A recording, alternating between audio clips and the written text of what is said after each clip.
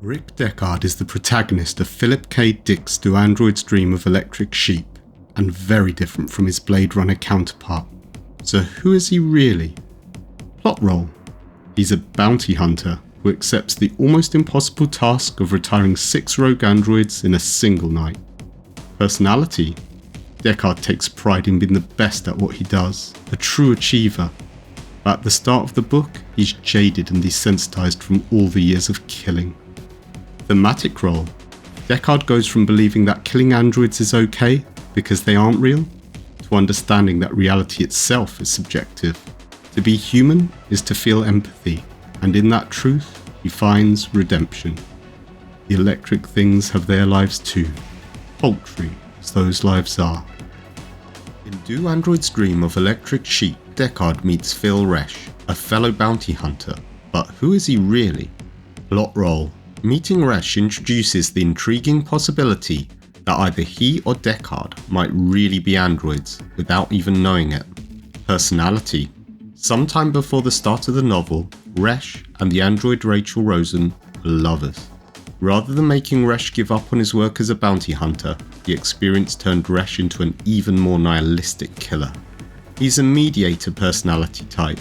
Indolent and apathetic, he worked in a precinct infiltrated with androids without suspecting it. Thematic role.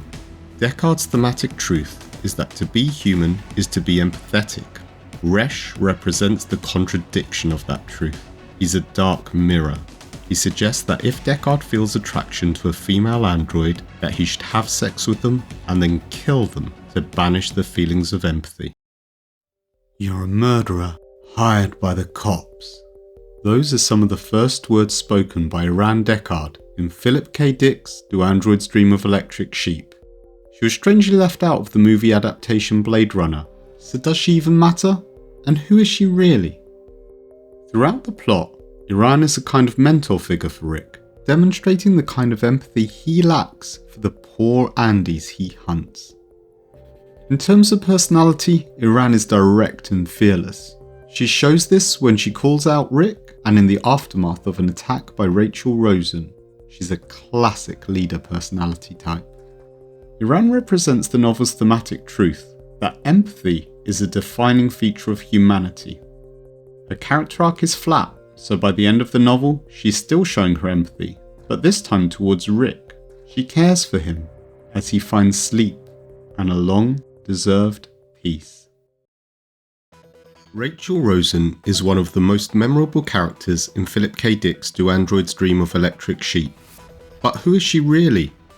Plot role. She's a co-antagonist, the heiress to the Rosen Corporation, and a secret Nexus 6 android, undermining Deckard's mission to hunt down the other rogue units. Personality. She's the ultimate femme fatale. Cool and cunning, she uses sex as a weapon to break the will of Deckard and the other bounty hunters. As an Enneagram Type 2, she creates dependence in others to control them. Thematic role. The story's thematic truth is empathy as the defining feature of life. Rachel is the negation of that truth, the place it cannot exist. With her cold android logic, Rachel sees empathy only as a weakness in her victims, to be exploited. Pris Stratton is a rogue android and a doppelganger for Rachel Rosen. Her final scenes in Blade Runner play out like a horror movie as she battles Deckard while dressed up like a broken doll. But in the book, Do Androids Dream of Electric Sheep, she's a more subtle antagonist. When Pris arrives on Earth, she holes up in an abandoned apartment block where she meets and begins manipulating John Isidore. She's insensitive, controlling, and in the end, vindictive towards John.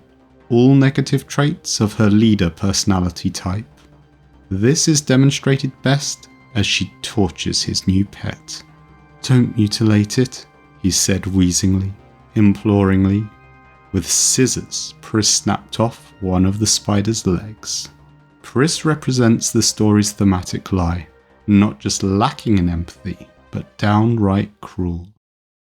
John Isidore is the second point of view character in Do Androids Dream of Electric Sheep and was loosely, very loosely, adapted into J.F. Sebastian for the movie Blade Runner.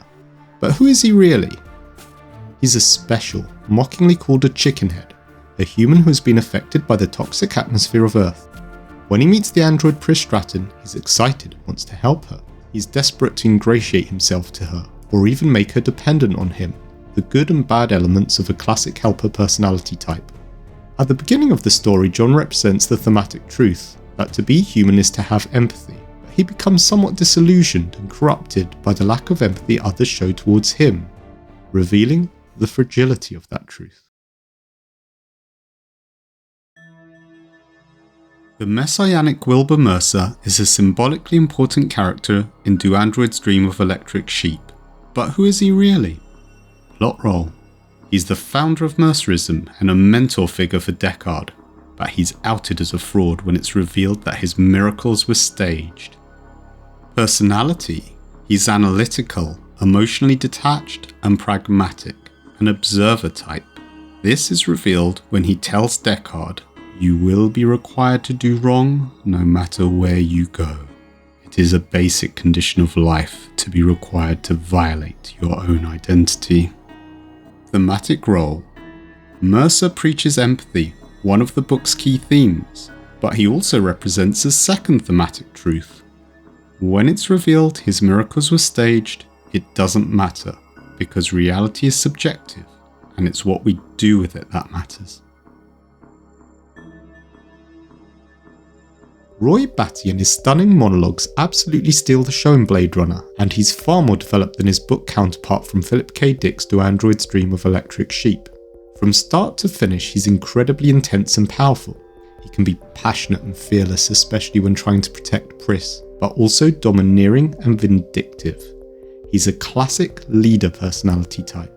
At the start of the movie, he's desperate to find a way to extend his life, along with that of his fellow androids, but at the end of the movie, he accepts his fate and spares Deckard's life, showing that this android has become the most human character in the whole story. Roy represents the movie's key themes of memory and mortality, both of which he has to let go of in the end. All those moments will be lost in time. Like tears.